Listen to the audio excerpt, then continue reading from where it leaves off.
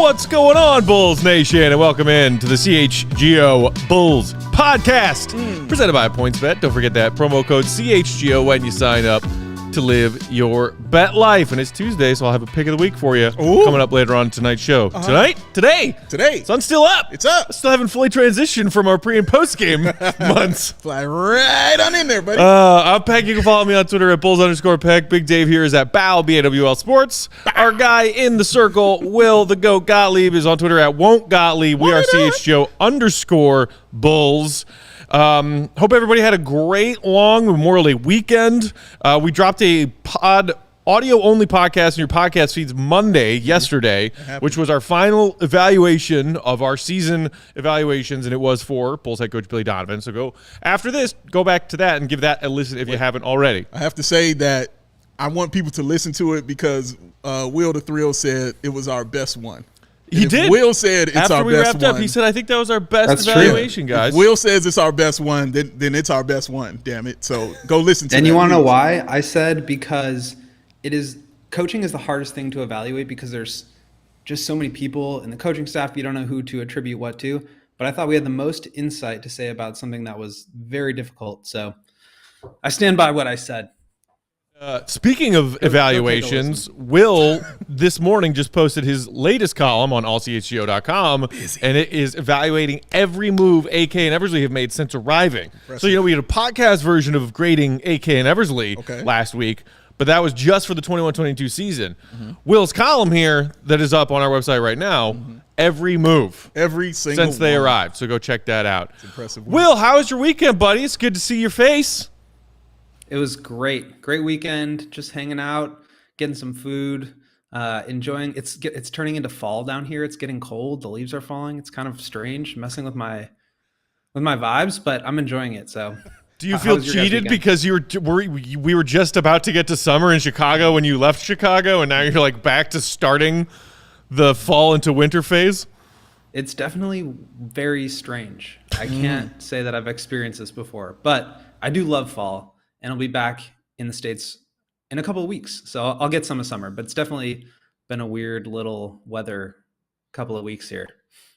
Oh, I can't wait to see him, man. I was wondering why he had the hoodie on. That was going to be my first question. It's cold. It's like 45 degrees. Okay, I get it, man. That's all. So you're in my weather now. Like, okay, this is awesome. I feel good now. I feel good. And how was your weekend, my friend? Weekend was awesome. I did nothing. It was spectacular. I did nothing but hang around the coolest person in the world other than me, and that's my mother. Oh. So yeah, I did that all weekend long, and it was great, and I enjoyed it, and it was awesome, and yeah, that was it. Wonderful. Thank you. Wonderful. Thank you. My weekend was also good. Okay. Best part of it, Warriors Celtics came true. Told y'all. Applaud this man. Told y'all. Applaud him because nobody likes to be right more than this man. We'll see. So we'll do a little NBA Finals preview either tomorrow or Thursday as part of one of those episodes, and we'll check in, and I'll let you guys make new picks for the finals. Oh, that's so nice. Y'all dummies had Suns Bucks. Now here, I'll say now, Joey, I want to ask you on this because you're the guy who's about spending money on this stuff. Now Matt put some money on this, right?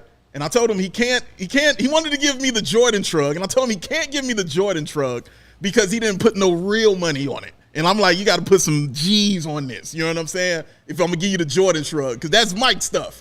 You got to give me. I was like, you get the security guard Jordan shrug because you put some Jordan on it. What do you think on that? Because I think you got to put some money on this. Big Dave, I don't know where the idea that I'm like a degenerate gambler originated from. You tried to get me into a Ponzi scheme of gambling. That was because the bet was risk-free. But I would say that if it was like a $100 bet, that checks out for me.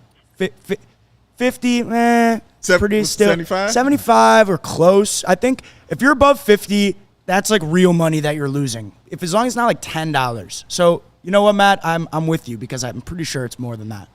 Yeah. Did I tell you on our text thread? I was hot, by the way. What I won? Yeah, you did. And I'm not saying predicting like Celtics Warriors. That's our business. I won't say anything, but. It was a decent amount. He did solid. He did very, very solid. I thought he could have did more solid by putting more cash on it. I want more money on it, baby. Put more money on it. It's a darn shame your boy Jimmy couldn't come through one more time, Will. He couldn't wait. I got nothing. Speaking of Jimmy, so starting this week, we are now into phase pre-draft. The NBA draft, June 23rd. This is the last day of May right here. Yes. We got the next 3 weeks to talk about the 2022 NBA draft and what the Bulls might do. So we're going to do a couple of things as we go along here for the next few weeks. Okay. We're going to be looking at a lot of different potential draft prospects. We'll probably be, pulling from the names of players who are projected to go in most mock drafts right now, somewhere between 10 and 30. We probably won't bother with the top 10 because the Bulls aren't getting one of the top 10.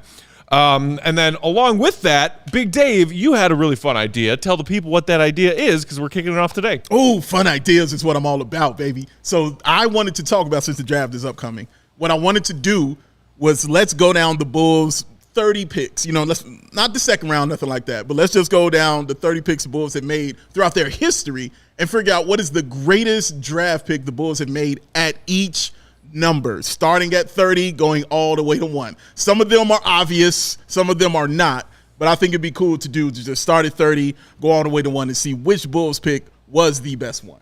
Love that. So we're going to start with that today, and then on the back end of today's show, we are going to look at our first Bulls potential draft prospect, and that is the big man from Duke, Mark Williams. So stay tuned for that. But first, we start with 30. Yes. In the history of the Chicago Bulls franchise, picking at 30. This was a fairly obvious one, as you just said, Big Dave. Yeah. Because we just watched him fight like hell all the way to Game 7 in the Eastern Conference Finals. All the way to Game 7. His Played name? every minute. Jimmy G. Buckets. Oh. The G does stand for gets. It stands for gets. Jimmy Butler, the 30th pick of the draft for the Chicago Bulls, right out of Marquette. Dwayne Wade also went to Marquette. I don't know if you knew that, man. Never heard that Never before. Never heard that? No, never heard that. Just checking that out. Yeah, he also went to Marquette. There are his stats right there. 12 points a game, 5 rebounds, 1.7 assists, 1.7 steals. And judging by the haircut, that is exactly where he should have been picked. He doesn't look like a guy that was going to be that dude coming out of college. He looked like, just looking at the picture, he looks like the try-hard guy. He does. Just looking at the photo, and he developed into something really great, man. He did. And, of course, Bulls fans all came to know his story when the Bulls drafted him with the 30th overall pick in 2011. Former Marquette coach, Buzz, found him when he was playing JUCO at Tyler Junior College. Shout out. Which is, I feel like, something that happens less and less frequently these days compared to when Jimmy was drafted 11 years ago. A lot of guys will just, either go and play one and done year at a real college, or some of them are just going through the G League now instead of doing the junior college thing. But that just tells you how much of a leap and a transformation he had to make, because that's like nobody cared about Jimmy Butler when he was playing high school ball. Nobody. That's true. Will? Jimmy, I think the big story is just how he turned himself into a good player. Obviously, he's a superstar now, right? I think we can all agree, even though he's not your guys' favorite, he is a star player in this league. But before that, he turned himself from pretty much back of the rotation, unplayable, into a very solid role player, and just kept on getting better. So for me, when you are drafting middle of the pack, late first round, you want to get somebody who can turn themselves into a quality player. And that's exactly what Jimmy did early on in his career, and then just continued to have that trajectory upwards.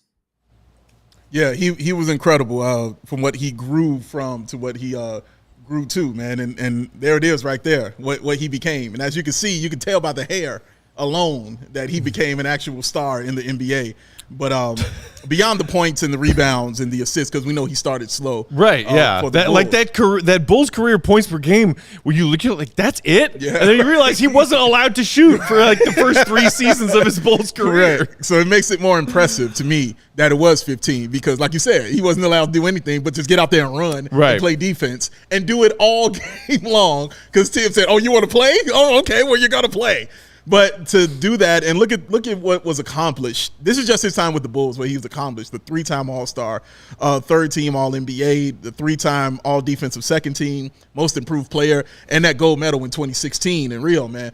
I mean, to do all that and that's accomplishing that within those 3 years, because that's when he became that kind of star. So to do all of that, plus get that gold medal in that time, because some guys, it takes a while for the NBA to say, hey, come on over and get this gold medal. You know, Zach Veen took a minute. Yeah. You know what I mean, to get that call. So shout out to Jimmy Butler, man. He really made the most of his situation and just got better and better and better. He did. It's crazy would you consider him at 30 to be the best pick that the former regime of John Paxson and Gar Forman ever made? That's an excellent question. Or would you say, some people consider Derrick Rose at 1 like a no-brainer, but we do know from what was being reported all the way back when that they were having serious considerations and doubts about whether it was going to be him or Beasley. Yeah, no, there were some real doubts and considerations. I had my first thought was to take Beasley. Until my brother said, "That's insane. No, that's crazy." Insane. I said my first thought. You're allowed to have first thoughts, man, and then not go forward with them. I didn't go forward with them, and when I had the first thought, it was when I found out the Bulls got the number 1 pick. I said, "Oh man, we gonna get Beasley." My brother said, "No, Derrick Rose." That was the end of that. Okay, it was Derrick Rose. That's a good point, because, and we're going to talk about it when we get to Mark Williams here. But the reason you thought that, because I thought it too, was they already have a backcourt. They have Kirk Hinrich and Ben Gordon. They don't need another point guard.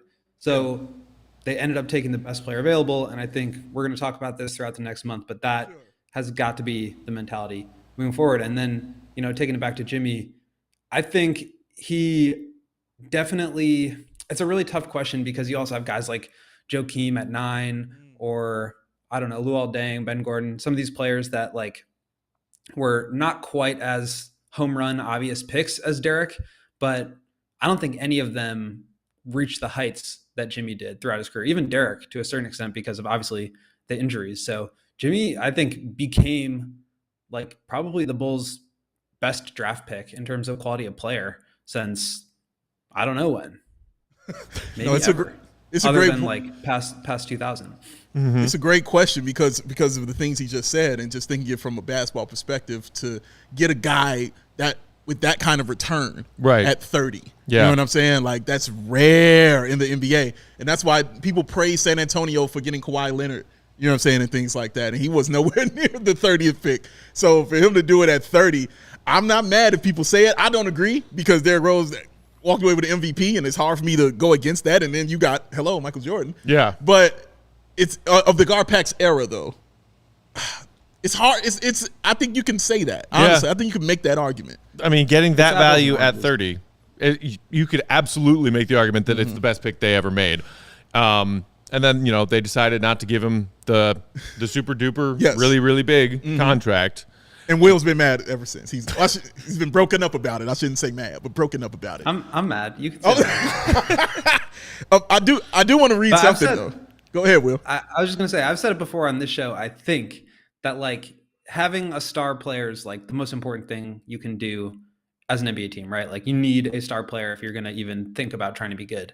But you also need a good supporting cast. We saw that this year with the Bulls. We saw it in the Eastern Conference Finals with the Heat. They just didn't have enough to support Jimmy. And I really don't believe in a million years the previous front office could have put a team around Jimmy that was good enough to actually contend. So I think the thought process was flawed, and I kind of wrote about this today. So if you're interested in learning about the process versus the results, go check that out. But the idea that Jimmy can't be this good is obviously wrong, because he is that good and he can be, but he also needs the help. And the Bulls front office didn't know how, or wasn't going to be able to put help around him.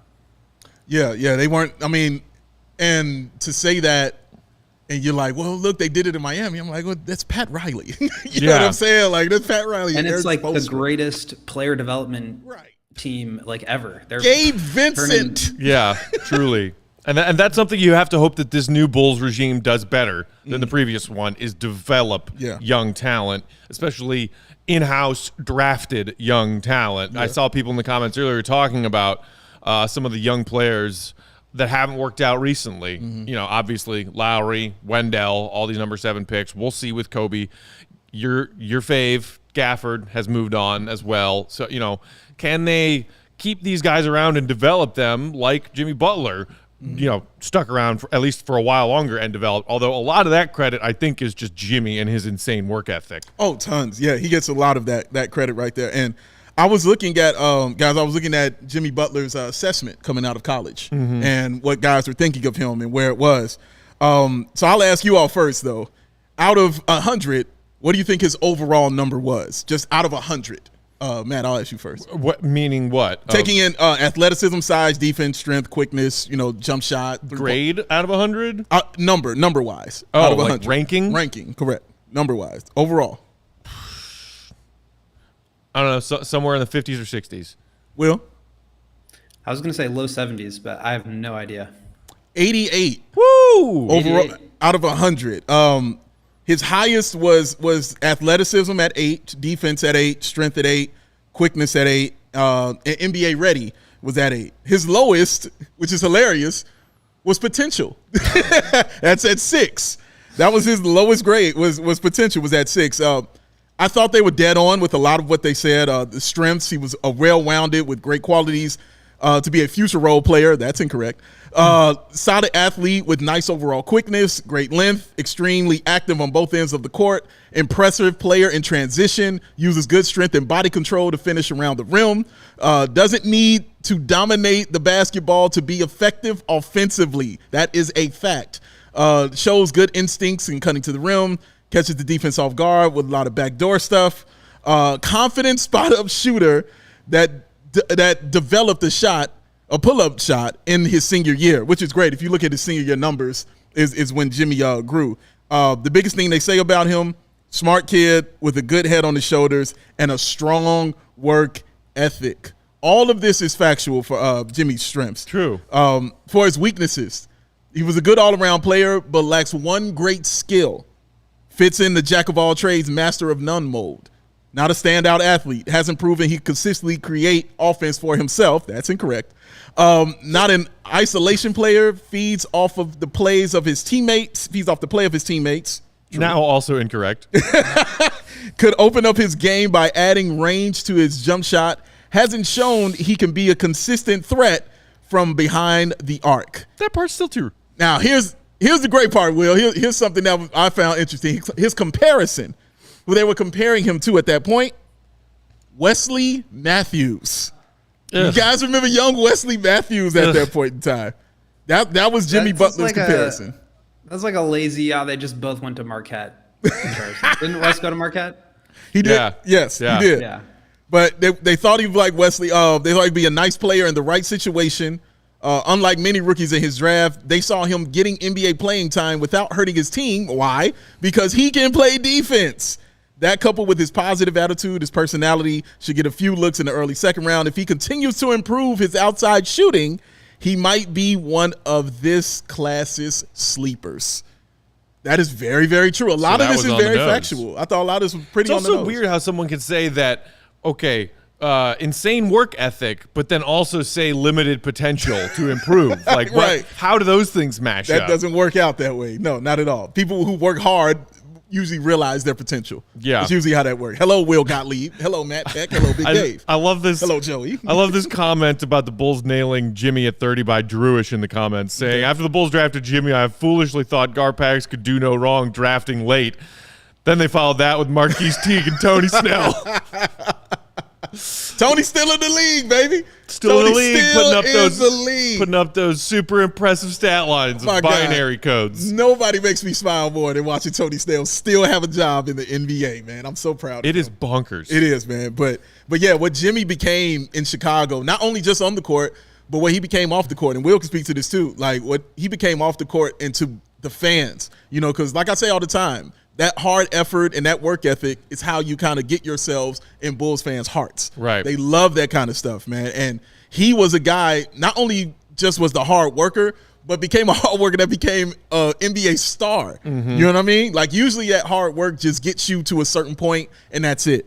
Not for Jimmy. That hard work got him to a certain point and took him beyond that point, man, to put him on an actual level where you see him hanging out with Mark Wahlberg, where you see him in actual commercials singing Hootie and the Blowfish records for, as Matt calls it, an absolutely terrible beer. Terrible. But Jimmy Awful. Butler and what he became, man, you can't. A tool? He can't be nothing but proud of him. I'm very proud of what Jimmy became, man, because I don't think a lot of people, I'm going to just speak for myself, I did not see that coming from Jimmy Butler. He knocked down every single barrier I had up for him from the beginning, man, and he just continues to do so. So shout out to him.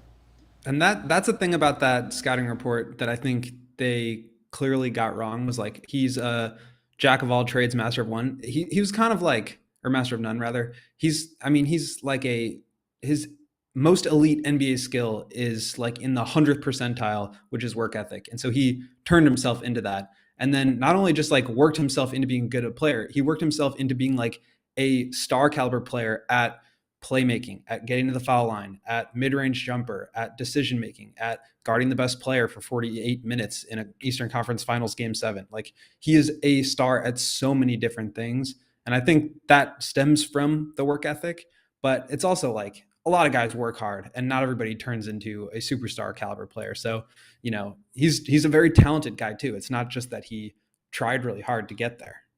Yeah, and that was just one of my favorite sound bites from the Eastern Conference Finals, where I think it was maybe after Game 6 when he played 46 minutes, and they were asking Spo about it, and he was like, yeah, I think Jimmy kind of crept up into those Tibbs level of minutes tonight. Yes. And so, you know, but of course, many people would point out that the difference there is, okay, this is elimination, win or go home, your season's done, versus like Game 44. Tibbs was playing them, Jimmy and those guys 45, 46 minutes. Right. Against Orlando the Timberwolves Magic. in January. Second out of a back-to-back. Every game's important. We have enough. We've got enough. All right, so before we move on and talk about the current draft that's about to happen in 3 weeks, have to give shout out to the other members of the Picked at 30 by the Bulls club. Yes. And I would be surprised if any of y'all know any of these names. And thank you, Joey, for throwing that together. We've got Ed Botkin in 66, Shout so the out. Bulls' inaugural season. Wendell Hudson in 73. Steve Green in My 75. guy. Steve Shepard in 77. Two Steves. Wallace Bryant in 82. Now, I went back and looked. These dudes all have basketball reference pages, but I believe the first 3 or maybe the first 4 played a grand total collectively of 0 games for the Bulls. They were just picks who got picked and then got waived. So since, as you know, Matt, I have a pretty big family, and they're all sports insane. Right. I immediately hit my brother up, and my oldest brother, And you asked him if he remembered those guys? Asked him if he remember. Of course he did. He gave me some things on them about them. One, Wallace Bryant is from your favorite city, Gary, Indiana. Oh, shout out. Shout out Jamal. They drafted him the same year of his college teammate, who was Quentin Daly. I don't know if you guys remember Quentin Daly, but he was a former Bull. Also, Artis Gilmore had just been traded to the Spurs when they made that pick for Bryant, who was 7 feet tall, but just didn't pan out. Said he was an eraser in college with block shots, kind of all over the place. And also said Steve Shepard went to Maryland, was a New York guard out of the Bronx. So he was really, really nice, played really well. Went to the same high school as Tiny Archibald. Oh, no kidding. Boston Celtic, also MVP. And Ricky Sobers, who was also a former Chicago Bull. He said they were on the same team, but never played much for the Chicago Bulls, as Matt Peck pointed out correctly. Joey, can I see that graphic one more time? Yes. It's just a Speak great, up, Will. just a great collection of names. Speak your mind, Will. Look at that. I just want to, how are the Bulls not drafting 30th overall every single year in the 90s? I know there weren't as many teams. Maybe it was like a 27th pick in the first round or whatever, but they were so good. In the 90s, is that what you said? Because meaning like the Bulls would have the best regular season record, Oh, right. therefore they would have the 30th pick. I got you. I understand. That's actually a good question. Because Jerry Krause, well, one, there weren't 30 teams. He's correct. But two, Jerry Krause was a pretty damn good GM. You know what I mean? So he would move that up. A lot of those picks at 30 were actually in the second round. Correct. They were second round picks. Correct. Thus why none of them really panned out for the Bulls. So those 30 teams didn't hit to what, 96, 95, 96 or something around that time? Yeah, because so then you had Minnesota joining. Miami joining. Miami. Charlotte. Then you had Charlotte. Then you had Toronto and Vancouver. Vancouver, yes. Yeah. It's crazy to think that, I just kind of always, oh, yeah, there were 30 NBA teams when we were growing up. Nope. Wilson wasn't always on the ball. I think there's about to be a few more, it sounds like. Yes. Vegas and Seattle feels like. Yeah. Feels like Vegas and Seattle on the way. So I think consensus was that Jimmy was the best of the lot at 30. Yeah, I'm going to say. So, this was fun. It's fun to do this as our first one because obviously Bulls fans, Jimmy is Jimmy, right? There are going to be some interesting ones that I think might be, hotly debated as far as who the best pick was at that numbered pick. Yes. Because there are some that aren't easy as we were kind of looking around these last week. And I saw in the comments some guys really like that we're doing this, saying they love this idea. We're going to be doing this, man. And like Matt said, they're going to be two-a-days. More times. Yeah, there's going to be some two-a-days. Shout out to Will for that also. They're going to be some two-a-days out here. For these draft picks, man. And it's going to be fun to get into, man, because I can't wait to get into, right. So the plan is for us to get all the way down to number one. No debate. Derek Rose, Elton Brand. We'll debate that one. Do that either the day before or the day of the draft. Yeah. Which we've got 18 shows between today's show and the draft happening. Yes. And the Bulls are picking at 18th. 18th, coincidence. man. Oh, nice coincidence. Oh, I like that. Well done. That's pretty good. Shout out Jimmy. Shout out Jimmy, man. Sorry you couldn't quite get it done. Okay, real quick before we move on. Fault him for taking that 3 or no? I don't. Not at all. 0%. Okay. I don't hate that he took the shot. I don't hate it. He's the man on the team. It was his moment. That was a moment shot. I get that. That was going to be a moment for him. If he hits that shot, I get all the logic behind it. I'm tired as hell. I don't want to go to overtime. Let's end this now. Right. I get all of it, I swear. But damn it, I wanted him to go to the bucket. I was like, because when I saw him bringing the ball up, I was like, Al Horford's backing up. Go to the bucket. Horford was backpedaling. Because they had shown over the past few games, they were not able to stop him from getting to the bucket and doing what the hell he wanted to do. So that's the only reason I wanted him to go to the bucket. I'm like, you go in, you tie it up. You go to overtime, you're still alive, man. Like, for me, it's about surviving. But I get it. I get why he did it. He wanted to be the man. He wanted to have his moment. Damn it, he wanted the commercials. Movies were on the way. I get it. I totally get it. It wasn't a terrible shot. It's just I wouldn't have done it. I would have went and tried to get to the bucket because he might have gotten an and one. Who knows, man? Anything could have went on him getting to the bucket. I just thought it was more opportunity for him to go to the bucket. I really did. Yeah. That's a good take. I like it. But I think similar to the Michael Beasley, Derrick Rose debate in your mind, Dave, my first reaction was, why would you do that? And then I didn't go forward with it. I decided that I am on board with that shot. Best player, got to make a decision. Yeah. When you're walking into a three, like that's a good shot for anybody. I know he's not like a 3-point sniper, but he was making his threes. And I mean, he played 48 minutes. Like, it's still a really tough shot going into a 7-footer. He's got to make that, and then they got to go down and get a stop. And if you hit the 3, you're up, and you still probably got to get a stop, but you put the pressure back on them. It's a tough call, and like either way, people were going to dissect it and tell him he was wrong. But I think that was the right shot. You could argue it either way. Like, yeah, he had played 48 minutes, so he wasn't going to have the legs to make that 3. Yeah, it reminds me a little bit of the Kevin Durant thing last year against the Bucks, where you've played 48 minutes and don't want to play 5 more. Yeah. So take that shot for the lead and the win. I get it. Not the tie. I promise you, I get it, Jimmy. Trying to be the dude and trying to carry that. I get it, man. And from the games that you had just had, I get it, Will. Your man was trying to be the guy, and I get that. I get that. I felt like that Seinfeld gif of him just chewing some popcorn, looking at it. That's a shame. That's a shame. Oh, Petty Peck felt that one for real. Yes. Plus, it made me money. Speaking of which, today's episode brought to you by PointsBet.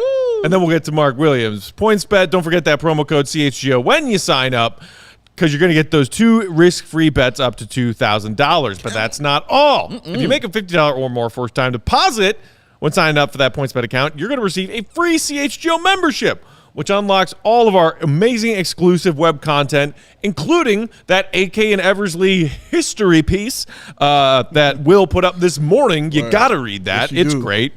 Plus a free shirt from the CHGO locker and access to our members-only Discord channels, one for each team over there on our CHGO Discord. And being Tuesday, that means it's time for our PointsBet pick of the week. And I'm going to game 1 of the NBA Finals, which isn't until Thursday, which feels like torture. Okay. Like I want it today. I want it tomorrow. Fine. We'll wait until Thursday. Celtics, the underdogs coming into these NBA Finals, and they are underdogs in game 1. Right now on PointsBet, it's showing Warriors minus 3.5 for minus 110. I'm going to take that and bring it from minus 3.5 to minus 4.5 to get plus money, plus 100 for the Warriors to cover a 4.5 spread in game 1. A lot of people might think, Celtics might surprise people, steal game 1. Warriors might be a little rusty. They've been resting after, ousting the Mavs in 5. I'm looking at this, and one simple reason I'm taking the Warriors in game 1. Collectively, this Warriors roster have played like somewhere around 130 NBA Finals games. Damn. Not playoff games, NBA Finals games. 130 of them. We've seen them all. This Boston Celtics squad, collective NBA Finals games played, goose egg. I'm going with the vets. I'm going with the experience. I'm rolling with the Warriors at home in game 1. That's my PointsBet pick of the week. But be sure to throw in a live NBA same-game parlay while you're doing that. Or make that part of your live NBA same-game parlay, which you can do only at PointsBet. Online sign-up in Illinois is available. So why not? What are you waiting for? Once the game starts, don't just bet. Will the Thrill tell them what they do? Live your bet life. Bazinga. Live it. Bazinga. Smack it in the face. All right, you guys ready to talk about draft prospects? Woo! More than anything on earth. I think that sound meant yes, the team is ready. I'm so Will, ready. are you ready? It's draft season. I love it. Favorite time of year. It feels like this is Will's time, don't it? Like this is just his time to shine. I can't wait. I've actually never really gotten into like scouting for the draft, just because like I've had a real job and now I get to do this for fun, for real. So I'm very excited to get into it. Yeah, it was fun to start this process because now I'm just going to be geeking out about the draft for the next 3 weeks. So we decided to start with one of the names that's been floating around Bulls Twitter a lot as Bulls fans have started to talk about this 2022 draft class. And it is a player at you could say, position of need for the Bulls. And it is a player from a blue chip program. It is Mark Williams, the sophomore from the Duke Blue Devils. Boo. Now, I was going to say, we're a bunch of Duke haters here. I don't know, maybe some of you out there in Bulls Nation are also a Duke fan. I am not. Hate Duke. Have always hated Duke. Coach K, like the Bill Belichick of college basketball. But they churn out some damn good NBA prospects. A little bit. A little bit. They do some things. Man. So, okay, let's first state this. Okay. Most of the mock drafts that I have looked at, and Will, you have all of them lined up in a beautiful spreadsheet for us. Basically, everyone who's making mock drafts right now, we've looked at it. He's kind of going anywhere from late lottery, mid-teens, that kind of area. So him dropping to 18 where the Bulls are would be a gift. Yeah. So my guess is he won't be there at 18, but there is some chance that he is.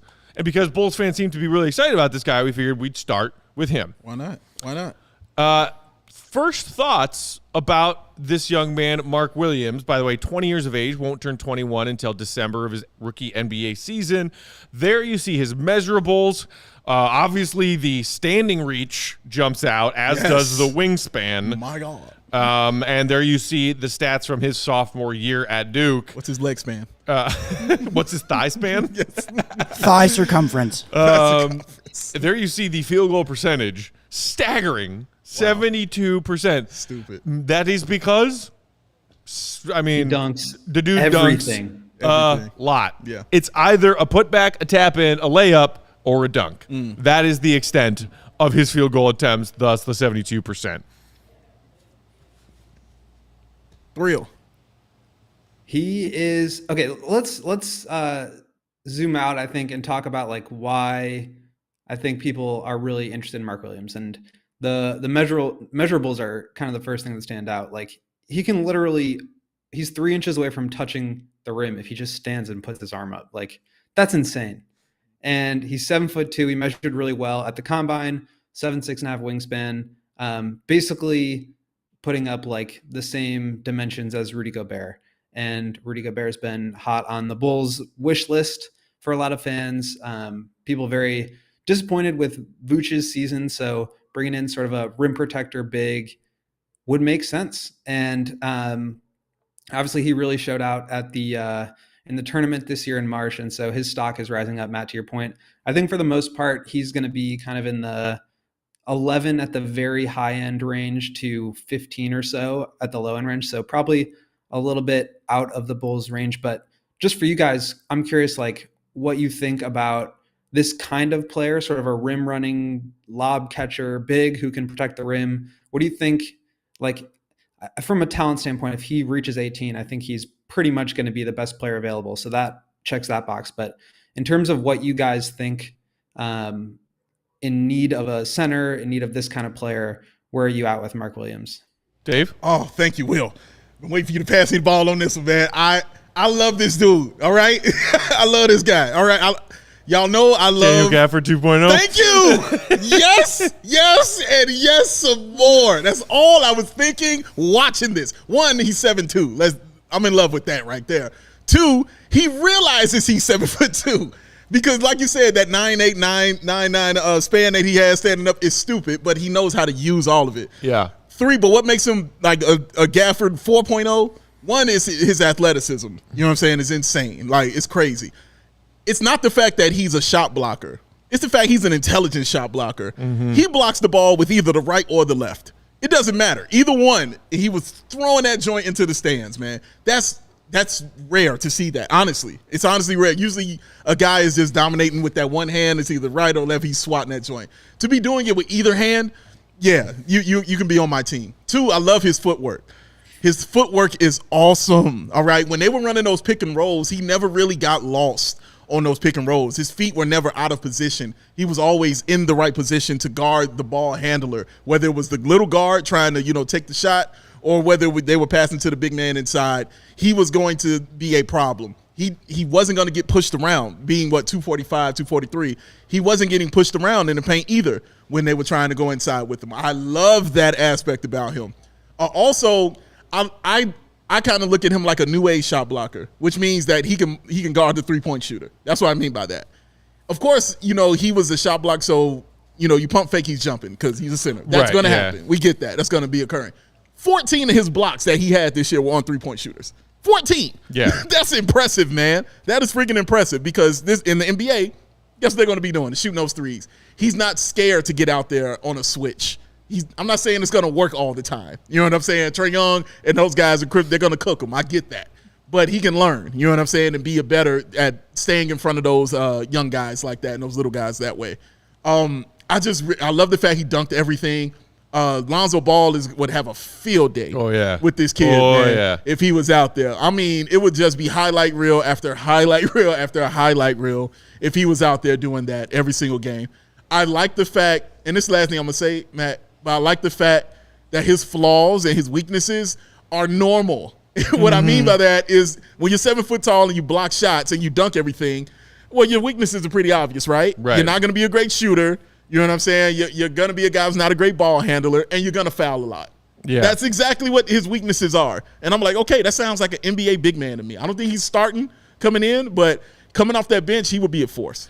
So I want to touch further on what you were talking about on his defensive end. When you talk about like weaknesses and them being normal weaknesses for a college prospect coming in to a draft class, I do agree that he is capable of using a combination of his insane length and his reaction times, which I think are pretty darn good, to get his closeouts and to contest threes, whether they're in the corners or on the top of the key. His closeouts are good, and you are right. He sometimes bites on those pump fakes, and that's a problem. That's a problem that he can improve upon as he matures. The footwork is okay. I think the thing that he gets in trouble with the most from the tape of Williams that I've watched is he gets backdoor cut a lot. True. When he's trying to, that's the one part of a pick and roll where he sometimes slips up. Interior defense, stellar.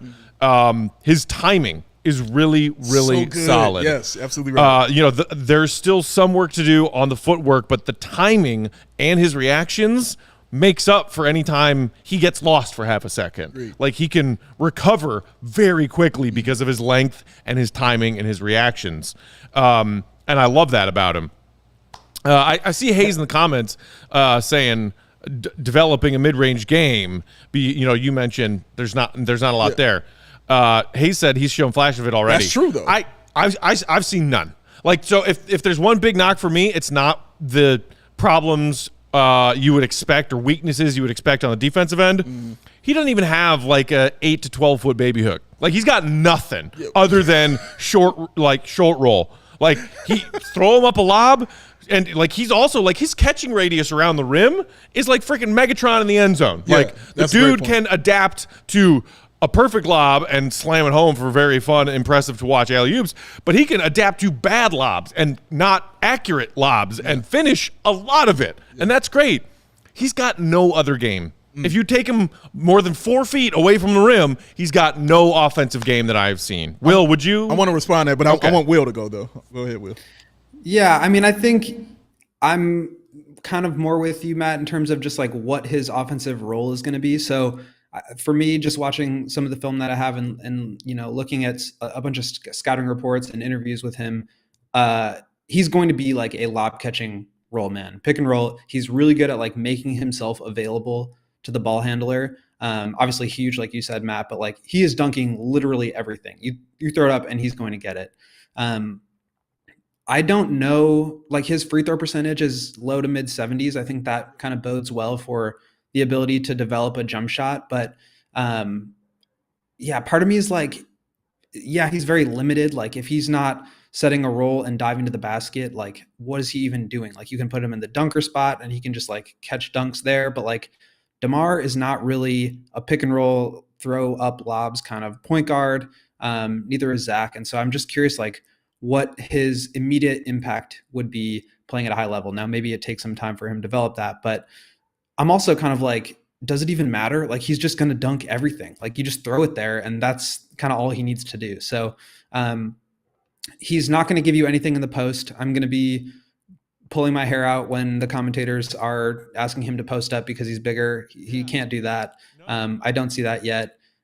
He's also not going to give you very much in terms of like facilitating from the elbow or playmaking out of the short roll, which is something that I think Vooch did really well last year in terms of like getting those dump off passes after DeMar gets double teamed and then making the next pass or like being that connecting passer. I don't think he gives you anything there.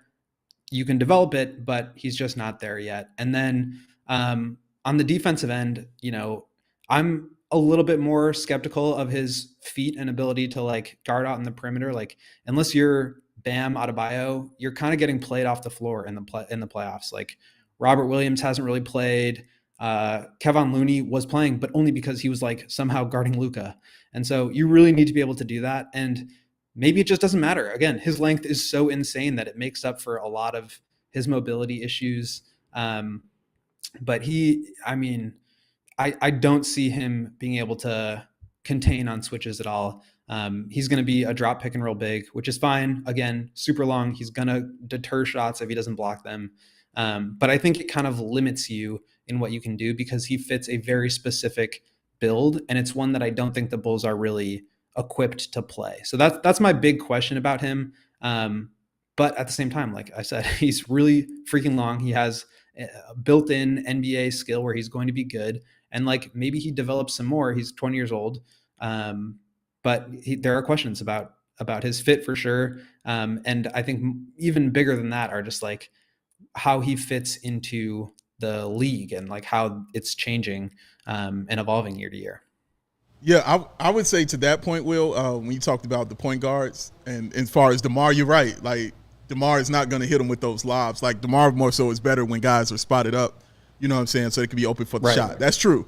But I more so was thinking about Lonzo and Ayo because those are the two guys who love those big men who will just go get it, period, and can run pick and rolls with them all day long, especially Ayo. And I'm more so thinking about him coming off the bench. Yeah. And Ayo and him coming off the bench would just be lethal because Ayo loves that. We know that with Kofi Cockburn, what that showed and everything like that. So he'll find him, and I think it'll be absolutely amazing watching that off the bench. As far as the shooting is concerned, I agree with you as far as his post. Like, no, there's nothing there. I didn't see it. I didn't see a move. It feels like he's still in progress. You know what I mean? Yeah. He's got like one step through move if the defender recovers by the time he's gathering under the basket. Yeah. But that's it. I agree with that. The jump shot, though, is what I agree with Hayes on, is where I thought he did show flashes to me that it doesn't look like he's lost when he takes a jump shot. Like, what the hell are you doing? Kind of thing. You know what I mean? Like, he took that shot, and I mean, he was hitting. The ones he was hitting, I was like, okay, that looks like how you're supposed to shoot the basketball. Like, I don't have to teach you certain mechanics of how it's supposed to be. It just has to be, you have to do it 10,000 times. You know what I'm saying? And put that work in for you to be formidable on it. And I like the fact that he's confident in his shot. It doesn't look scared. I saw him shooting threes because it was the right shot to take because he was trying to keep the floor balanced. Yeah. And I didn't mind that because it was the right shot to take, and he didn't throw it into the crowd. You know what I mean? Like, he missed it, okay, but it didn't look terrible. That's what I think when I see flashes of something like, okay, he can hit 2 of those.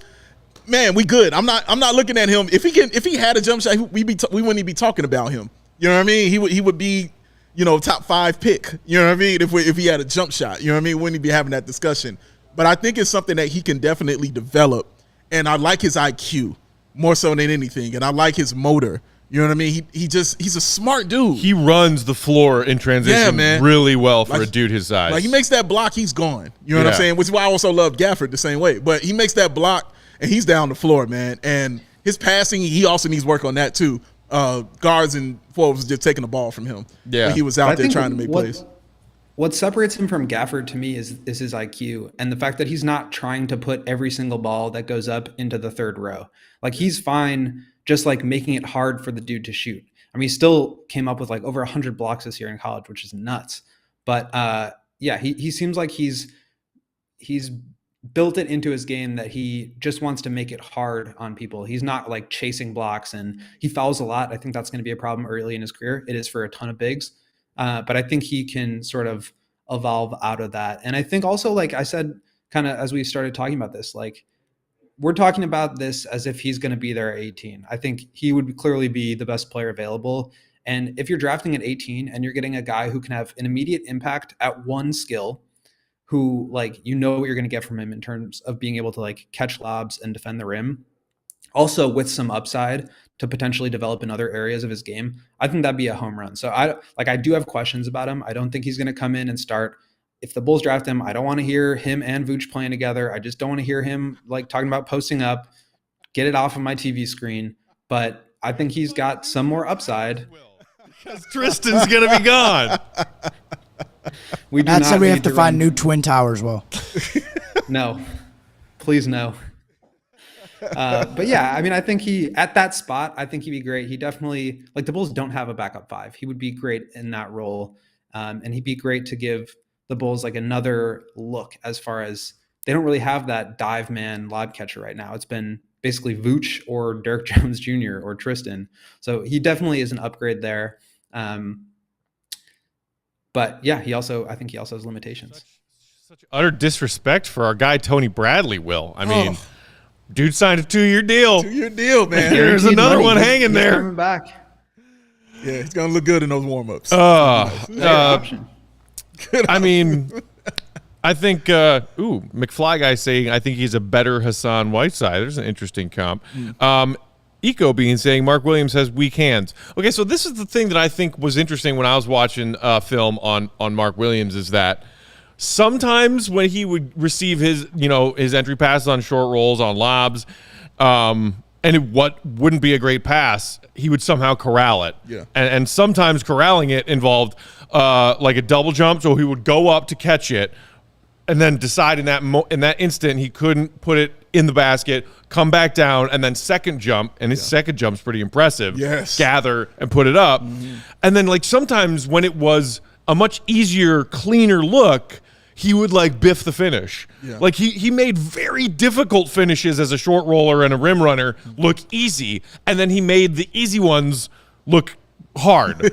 So that's weird to me, but to me that's more encouraging than someone who it gets all easy. Right. Yeah, exactly. No, I agree. To me, that's like working on a footwork to accomplish a specific thing. Like as you're growing up and you're 6'10", 7 foot, 7'2", like you're running and dunking.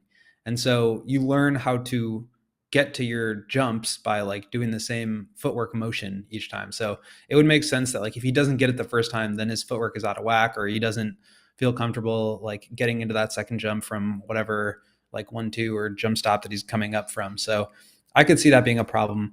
The other question that I just saw in the comments is about Clint Capella and being sort of a version of that. Like I think that is kind of an obvious comp in terms of lob catching, rim protecting, but he's like 4 inches taller than Capella. He's like much bigger.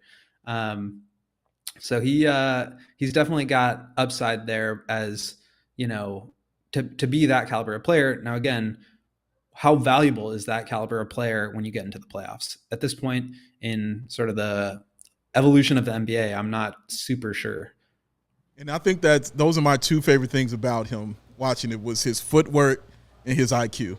Those are the 2 things that just leapt up to me. You know what I mean? And I was just – because like I said, usually when you see a guy who's blocking those kind of shots and being a shot blocker, you don't see him that nimble on his feet. You know what I mean? You just don't. You see them out of position a lot. You know what I'm saying? And getting cooked on pick and rolls a lot, because they're always trying to block a shot. And, that turns into easy layups for guys, just on a simple pump fake or something like that. Right. But the fact he knew how to stay down and knew how to guard guys in the mid-range, you know what I mean, and knew how to block with either hand, and it just was impressive to me. And I was just like, and I think Will's right. Like, if he's there at 18, oh my God, you know what I'm saying? Like, I would just be blown away if he's there at 18, because for me, he's meant to be in the NBA. Like, his game is NBA ready for me. Yeah, it's definitely if you're close. talking about like the 1998 NBA draft, he's top 5 Oh, he's pick. top 2 pick. Yeah, he's out of here. Yeah. 1980, like he's out of here, bro. And I think so. One more thing is I saw another question about Jalen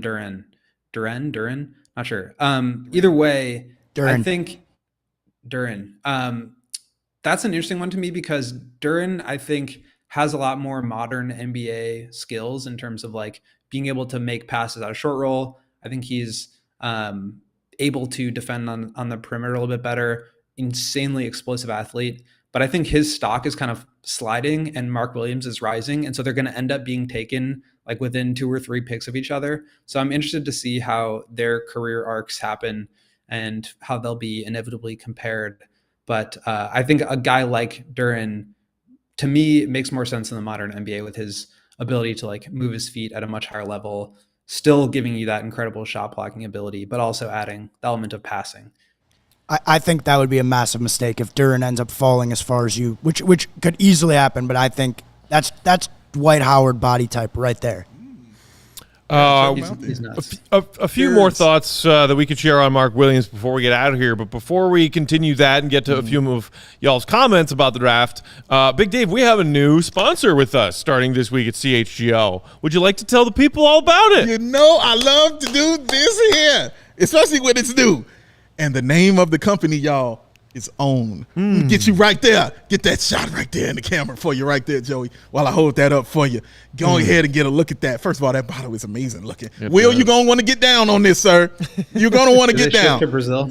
Oh, I'm going to have something ready for you. Well, I can't promise you because it is delicious. But I promise I'll get you a bar. I'll get you something because it's 100% plant-based protein shake that gives you the nutrition that works as hard as you do. All of the products are free of artificial ingredients, allergen-friendly, no gluten or dairy, and easily digestible. And just to let you know who's down with this, I think you heard of him, Justin Fields. Anybody? You heard of this guy? Yeah, I think I heard of him. And you're going to want to do what Justin Fields is doing. Don't you want to be down? I think you do. Hold on, I do want to tie this out myself. Let me get you a little taste right here. Live on air, folks. Oh, Big Dave likes the OWN. Oh, my God.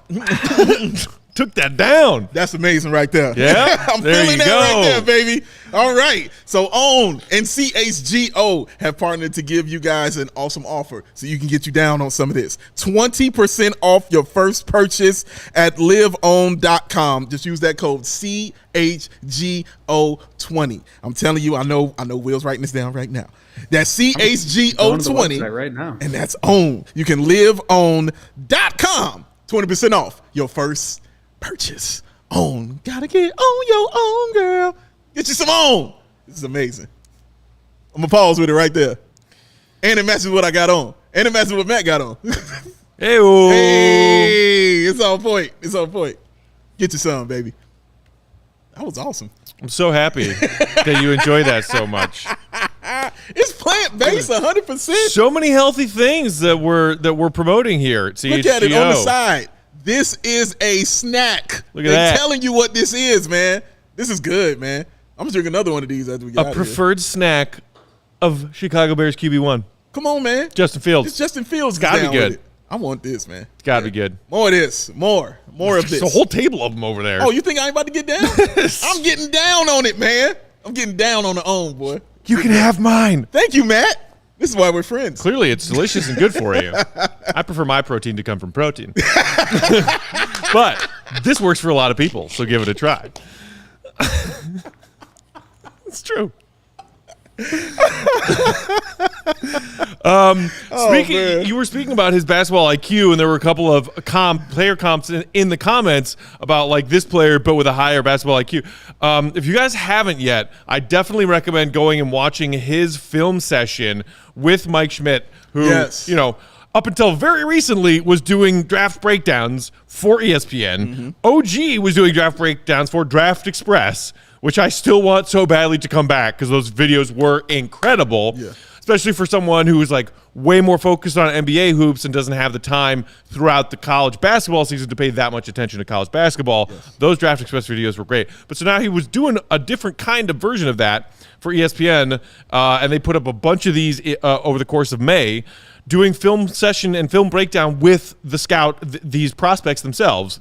And his with Mark Williams is great because it shows you and highlights just how bright Mark Williams' basketball mind is. Completely agree, man. And that's why I kept talking about his IQ, because I sat and I watched that and I was just like, man, look at this dude. Like, he was so focused watching that, when they were having those discussions, like everything that he wanted to talk about, like whenever he was running that tape back, it wasn't no eyes on Mike. It was eyes on the tape. What are you showing me? Let's see what I did. I can tell you exactly what it was. What did I do wrong? What did I do right?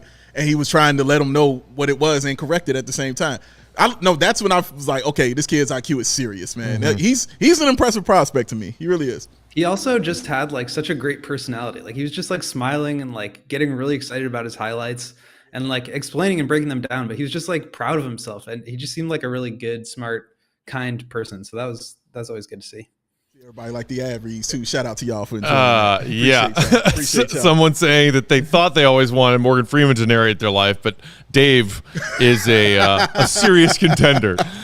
Can I say one thing on Mark Williams? Sure. I think it's important to note too, like this Duke team was absolutely loaded, and they had 5 guys that were considered to be, fringe first-round picks. Right. Probably more like Trevor Keels might be in the first round, he might not, but I like that he is willing to. He's already played in a role where he's not necessarily like the offensive engine. Most college teams, he probably would have been the focal point of their offense, but he played with Paolo. Like, he knows how to play off of another player that's more talented than him or multiple. And so I think that suits him well for what his role is going to become in the NBA. Yeah, and that's interesting because I've seen in a couple of places that as far as like across the board, most people mock draft wise have Paolo going definitely top 10. Some people have him in the top 5. Some people even have him sneaking into the top 3. Whereas Mark Williams has been more commonly seen somewhere between 10 and 20. Right? Exactly. I've seen and heard some people say, as far as the Duke prospects in this draft, Mark Williams should be the first one taken off the board. Yeah, he's the one that's the NBA ready guy. You know what I mean? 7 foot, I can dunk and I can block. You'll find a place for that on your team. I don't care what system you run. You'll find a place for that on your squads. He's the NBA ready guy for sure. Go ahead, Will. But I think that also speaks to like the limited upside there. Like you never want to like put a cap on a dude's ceiling, but like to me, it's not close. Like Paolo is the guy off of that team specifically. I don't know if where I would have him between Chet and Jabari at this point, but like you kind of know what you're getting from him. You know he's going to settle into role because to Joey's point, that's what he's done. And I don't see him being like Rudy Gobert level talent to where he really truly becomes a star center. Like he's going to be good. He's going to be very good. And if everything breaks right, he could be like a very good center on a very good team, which is great, especially at 18. Like I don't want to take anything away from him, but I also don't think he's going to be like the number one option on like a championship caliber team. Maybe like nobody in this class will be, but I think you want to swing for some more upside towards the top of the draft with guys that you still think will have high floors. So yeah, I think my overall like take on Mark Williams is I think he's going to be very solid and he could even be better than that. But I have questions about like where he fits in the modern NBA, and maybe those don't even matter because he's just so long and like patient and smart as a shot blocker that like even if he gets beat, it just doesn't matter because he can make up for his own mistakes.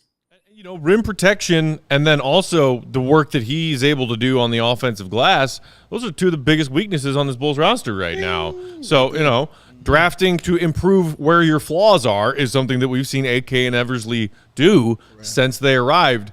Would you agree with Will's assessment there, though, Dave, that if it is a draft class like this that is, you know, mutually agreed upon by most experts to be sort of underwhelming as far as franchise changing talent, and if you know that about this year's draft class and the Bulls are picking mid to late with their first round, to take a swing on a high upside person instead of maybe what you see as a best available right now kind of person? Oh, that's interesting. Yeah, I mean, it's a risk either way you go. You might want to draft for your need. I mean, I'm sure most people want to do that, but the Bulls, I think, are in a position to where you got to go with the guy with the upside because you kind of want to build. And I'm only saying that because DeMar has 2 more years left. Zach hasn't signed yet. I'm sure he'll have about 4 or 5, whatever.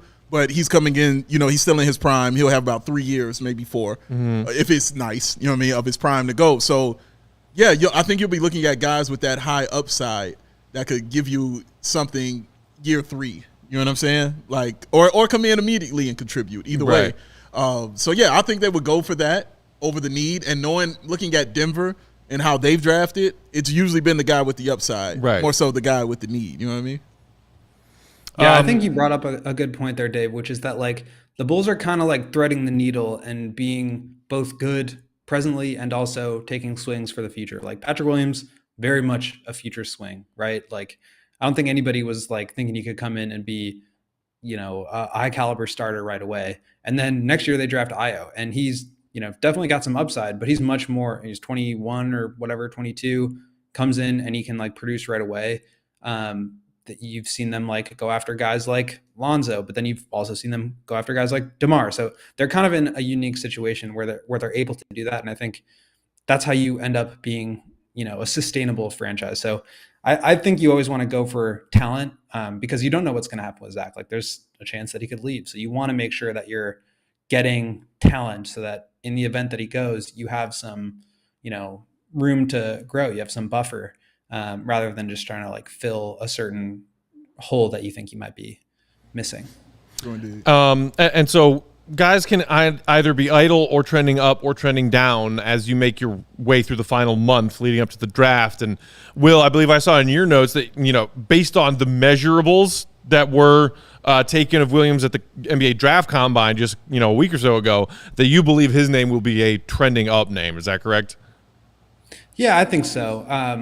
Teams are looking for bigs that they think can play at a high level. And, you know, if they believe in his ability to like defend the perimeter, he's gonna like that team will think he's going to be playoff ready and playoff capable.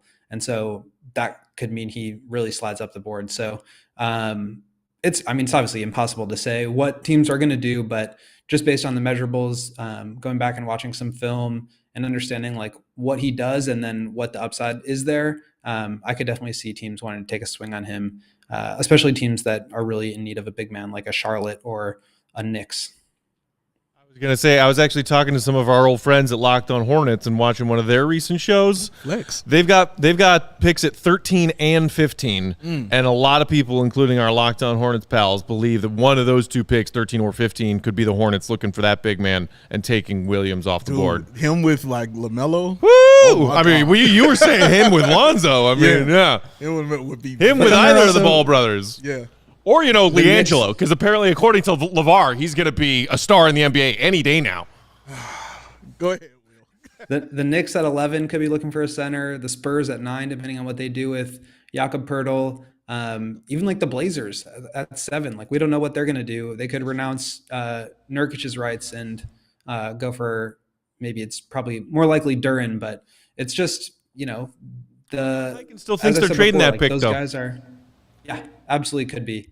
And maybe Charlotte realizes that he's going to be higher, go off the board higher, and they package those picks together to try to grab their guy. So who knows?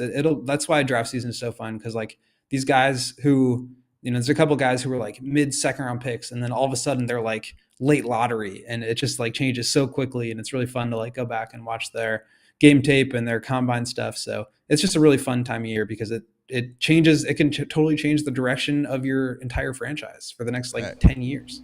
Gio in the comments said Acme going to pull a rabbit out of their hat once again. That's what they do. Can't wait to see what happens, as opposed to just dreading the draft because you believe your team's front office will find a way to mess it up. I'm looking forward to it. And I like what Hayes said. He brings up a good point about the Knicks potentially losing Robinson. That also plays in. Like if the Bulls get Robinson, they might immediately take I got Williams off the board right here. Yeah. You know what I'm saying? So that should be interesting to watch. You can count on the Knicks to mess things up. Always.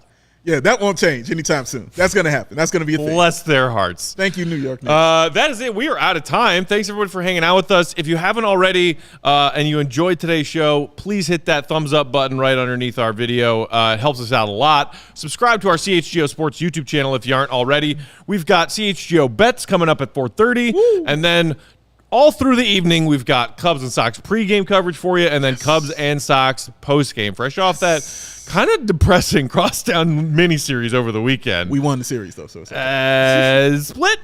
No, we got the trophy. We won the series. Okay. We got the trophy. Okay. We won. I'm depressed by both baseball teams in Chicago right now. Tim Anderson, damn it. I saw a lot of other names flying around in the comments as far as other people and other names you guys want us to talk about in this draft class. The answer is yes. We will talk about all of them. We've got the next 3 weeks to talk about players who might fall to the Bulls at 18 and who the Bulls might be looking at. We will get to as many as we possibly can. Yes. In the meantime, make sure you check out our website, allchgo.com, to get the latest from Mr. Goat Gottlieb, all the great coverage he's doing, plus everything else we got going on. Our guy, Will, the other Will at CHGO, Will DeWitt, has 50 pieces that he's thrown out there with like basically a column for every Bears player coming into training camp. It's insanely awesome. That is crazy CHGO, awesome. This is why y'all need a membership. This is exactly why. He's got it ready. Follow Will on Twitter at Won't Gottlieb. Big Dave's at Bow, BAWL Sports. Bow. There it is.